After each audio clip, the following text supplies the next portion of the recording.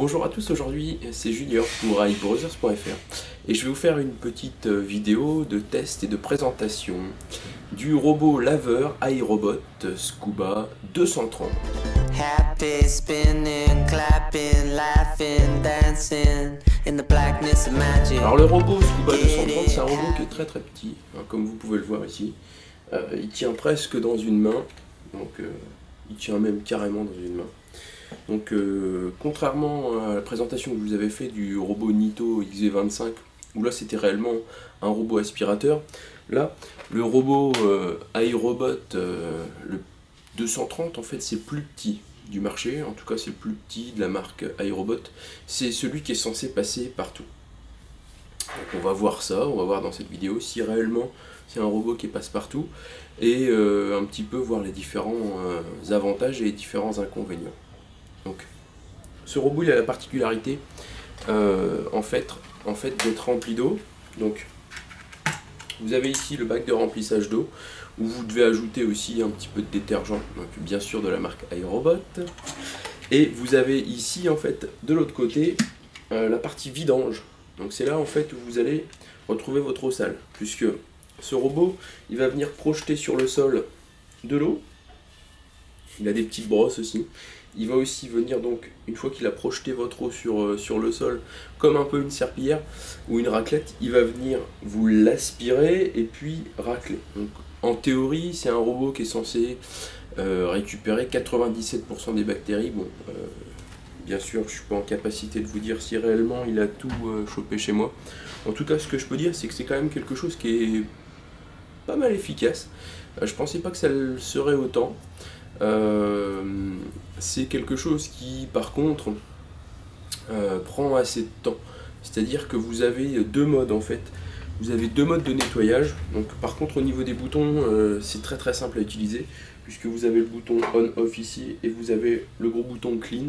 Donc vous avez deux modes, un mode d'une durée de 20 minutes et un mode d'une durée de 40 minutes en fonction de la surface.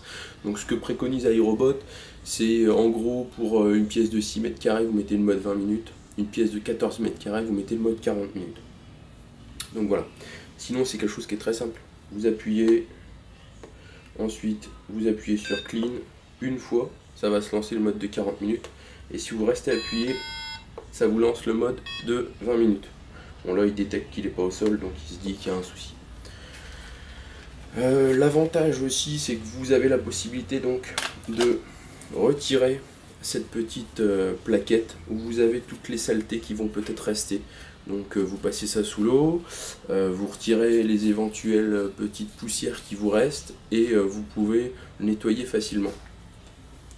Lui il n'a pas de souci à ce niveau là. S'il y a de l'eau, vous pouvez aussi l'enlever, il est IPX4.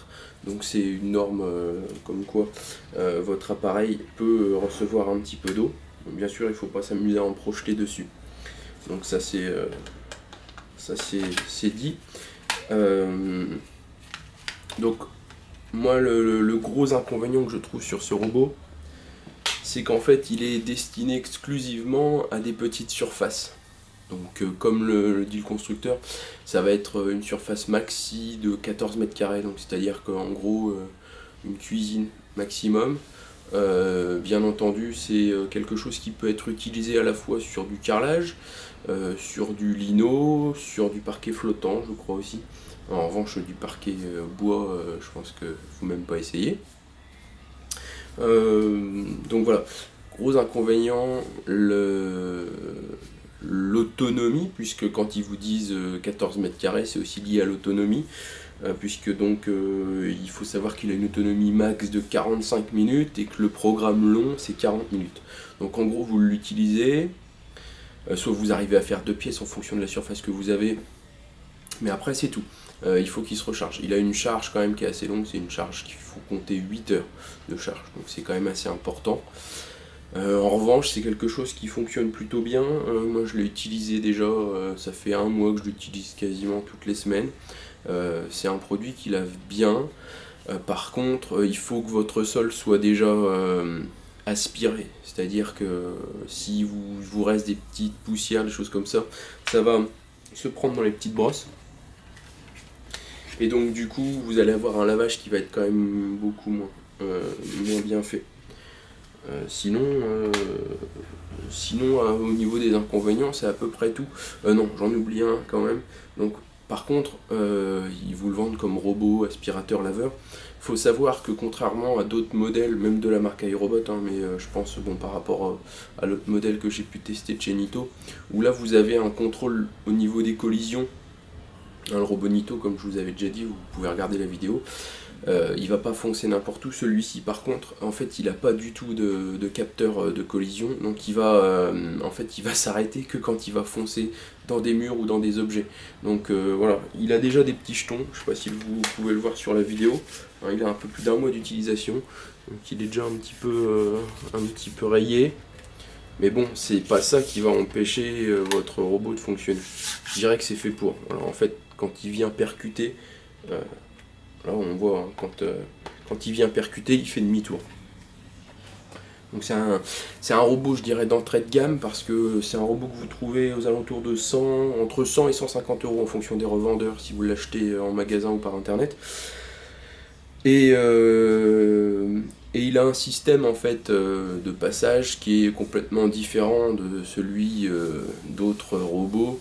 C'est-à-dire qu'en fait il va démarrer en plein milieu, vous posez au milieu de votre pièce, il va démarrer, il va vous faire un petit peu des cercles donc en forme d'escargot, jusqu'à temps qu'il vienne rentrer dans quelque chose.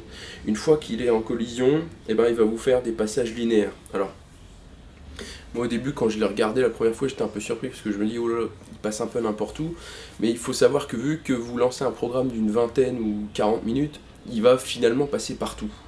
Donc même s'il a un procédé un peu bizarre qu'on a du mal à comprendre, il va vous faire un nettoyage complet quand même. Donc l'avantage c'est que même s'il projette de l'eau sur le sol, il va en raclant, il va récupérer pas mal d'eau sale, et ce qui fait que sur votre sol il sera vraiment nickel. Et bon, moi j'ai ouvert un petit peu histoire d'aérer pour que ça sèche plus vite, mais le séchage se fait quand même assez rapidement. Donc il vous reste pas une tonne d'eau au sol, il faut que vous attendiez 1 heure pour pouvoir aller dans votre pièce, non du tout. Donc voilà, à ce niveau là c'est quand même quelque chose qui est pas mal. L'inconvénient que j'ai pu noter, mais bon après je pense que ça on peut tester, dans le mode d'emploi, iRobot préconise exclusivement d'utiliser leur détergent. Donc quand vous achetez le robot, il vous en donne 2 ou 4 je crois, je vous montrerai des petites doses de détergent. Donc voilà, après ça je pense qu'on peut utiliser autre chose que celui qui préconise. Donc voilà pour ce petit test. Je vais vous joindre un petit peu des photos avec les différents accessoires. Donc vous pourrez retrouver ça sur notre galerie Flickr, hein, d'iBrothers.fr. N'oubliez pas de liker aussi nos vidéos, ça nous donne toujours un petit peu une idée si ça correspond un petit peu aux attentes des différents lecteurs du site. Et puis surtout on attend aussi vos commentaires, vos réactions, c'est toujours agréable de pouvoir discuter avec vous, donc soit directement sur le site, dans les commentaires, en bas de la page, ou alors sur Twitter aussi, on est assez réactif avec Bob pour pouvoir discuter avec vous. Donc moi mon compte c'est DadGeek, et le compte de Bob c'est Worder sur Twitter. Sinon on interagit directement avec le compte du site, le compte iBrother.fr. Donc je vous mettrai tout ça dans la vidéo, que vous puissiez voir pour ceux qui découvrent un petit peu. Mais voilà, c'était donc Junior pour iBrothers.fr. Je vous souhaite une bonne journée et à très vite. Happy spinning, clapping, laughing.